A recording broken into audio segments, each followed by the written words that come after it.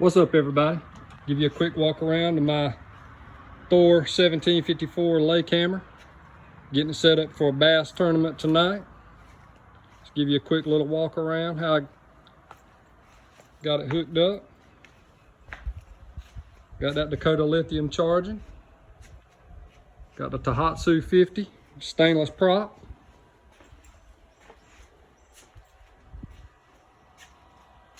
Garmin 93 SV. Got the Minn Kota Tarova saltwater edition. This is my live well. Got another video on my channel how I made this live well.